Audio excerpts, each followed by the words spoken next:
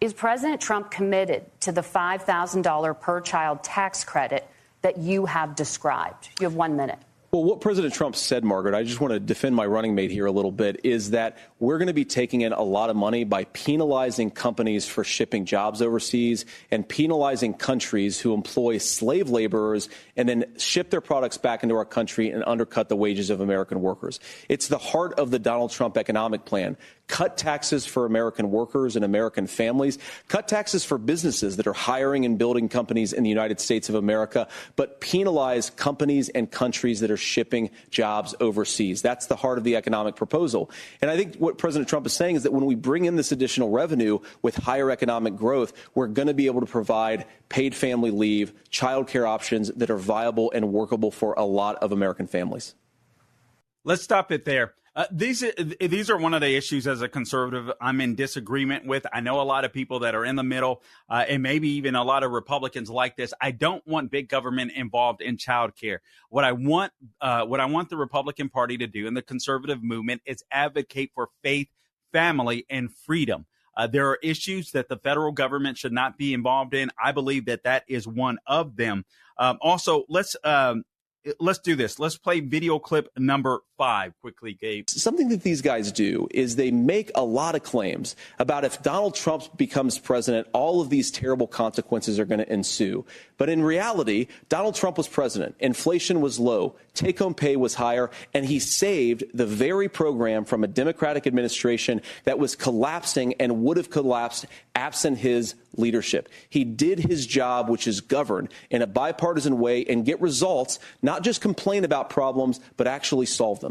All right, let's go ahead and hold it there. This is one of those oh yeah moments. And you can see Tim Walz there looking somewhat uncomfortable on camera. But this is what J.D. Vance was so good at. Again, he was good at reminding people just by being likable, by being substantive of what Donald Trump had already accomplished. And he went on to remind people time and time again, and you've heard it on other conservative shows, he would constantly remind people Kamala Harris has been in office for 3.5 years, more now. What has she done? Why hasn't she done all of the things that she claims she wants to do?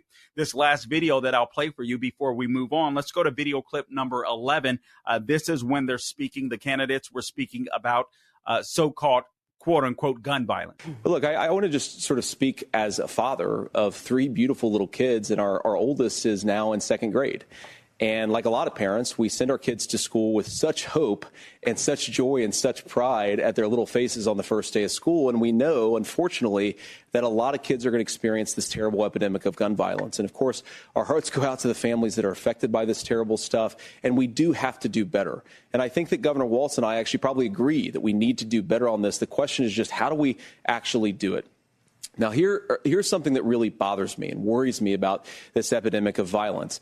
The gross majority, close to 90% in some of the statistics I've seen, of the gun violence in this country is committed with illegally obtained firearms. And while we're on that topic, we know that thanks to Kamala Harris's open border, we've seen a massive influx in the number of illegal guns run by the Mexican drug cartel. So that number, the amount of illegal guns in our country is higher today than it was 3.5 years ago. But what do we do about the schools? What do we do to protect our kids? And I think the answer is, and I say this not loving the answer, because I don't want my kids to go to school in a school that feels unsafe or where there are visible signs of security. But I unfortunately think that we have to increase security in our schools. We have to make the doors lock better. We have to make the doors stronger. We've got to make the windows stronger. And of course, we've got to increase school resource officers, because the idea that we can magically wave a wand and take guns out of the hands of bad guys, it just doesn't fit with recent experience. So we've got to make our schools safer. And I think we've got to have some common sense bipartisan solutions for how to do that. Okay, so let's end it. No, we don't need bipartisan solutions from the federal government. I say this as a person that loves J.D. Vance. That is a state issue. That is a local issue. Gun violence is not the biggest when it comes to children being murdered. That is not the number one factor, so-called gun violence. And actually, there's no such thing as gun violence. I hate the terminology. Criminals use guns. The vast majority of law-abiding Americans that own firearms do not go out and commit crimes. And by the way, the vast majority of the criminals that use guns to commit their crimes exist in blue cities, whether that's in Chicago, whether that's in Camden, New Jersey, whether that's in New York City, whether that's in places like Oakland, California, or Los Angeles, California. And those places don't share their stats with the FBI. So honestly, what you have to do is these Democrats have to stop allowing repeat offenders out to commit crimes yet again, whether they use guns, knives, bats, or whatever they use. But that should not be a federal issue. The Second Amendment exists for a reason. I don't like any conservative talking about that.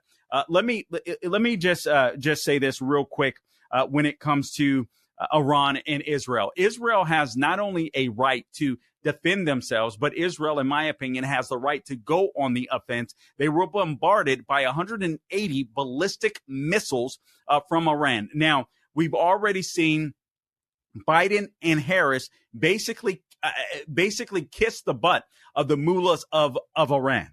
All right. And so now we're in a very precarious situation. And obviously so is Israel. Israel isn't just fighting for the safety of Israel. They are fighting for Western civilization. They have a duty, in my opinion, to decimate the mullahs of Iran and the leadership of Iran. Obviously not the people of Iran, but sadly, in a situation like this, there's going to be some level of casualties, because these are the two concerns that we have to worry about.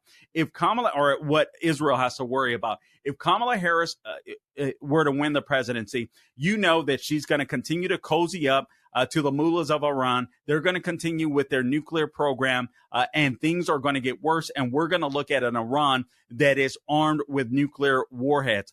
On the other front, if Donald Trump gets in office, you know that Iran is going to try to expedite their nuclear program so that they can, again, be strong when it comes to nuclear weapons.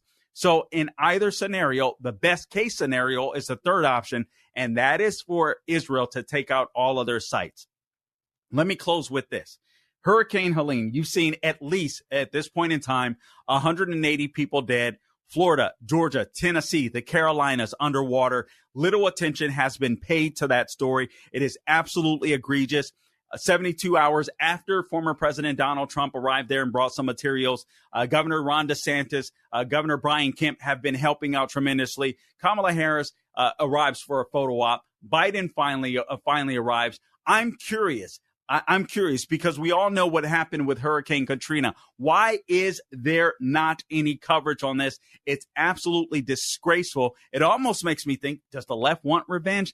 I don't think that's the answer. But this is a story. It does make you wonder, but this is a story that we should not forget, and we should help out the people all we can there. Guys, I appreciate you tuning in. Until next time, don't grow weary doing good. God bless you.